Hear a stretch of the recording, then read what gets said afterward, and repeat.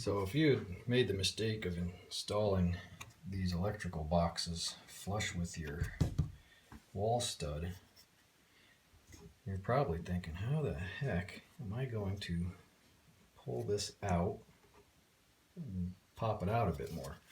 They do make the spacing, plastic housing that can go over this, but I don't want to have to do that.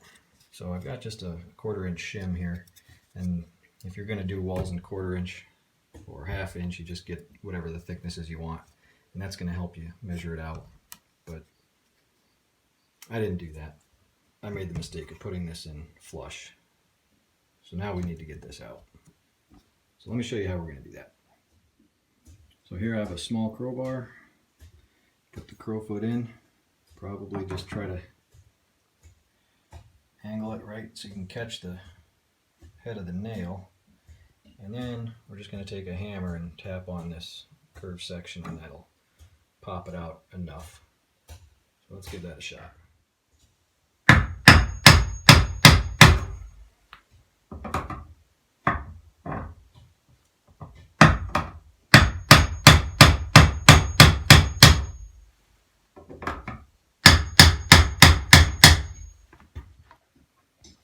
So as you can see, we're making some progress.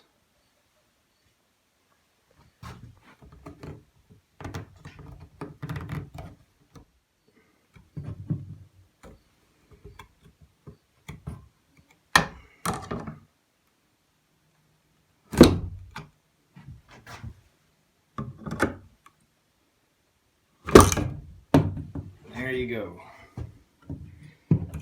Now I can go ahead and space it out what I need to do to measure out the 3/8 or 1/2 inch or 1/4 inch, whatever the thickness is for the wall paneling or for your walls. And here's something that can kind of give you a little eyeball. But these little, you can kind of see that there, those little bumps there, they're little 3/8 of an inch indicators, so you can kind of line that up with your stud.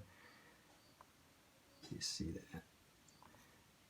But anyway, you can get that close enough and that'll get you where you need to be. But just for grins, I'm going to go ahead and measure it out with 3/8 to make sure, and then put it in place. Alright, once you get about 3/8, I'm going to go ahead and tap this top nail in, and then I'll measure out the bottom, tap the bottom nail in. There you go. I'm going to leave it a little bit sticking out in case for whatever reason I change my mind and want to put a thicker wall covering on. But for right now, we're measuring at 3/8. Doing good. And that's how you readjust your electrical boxes.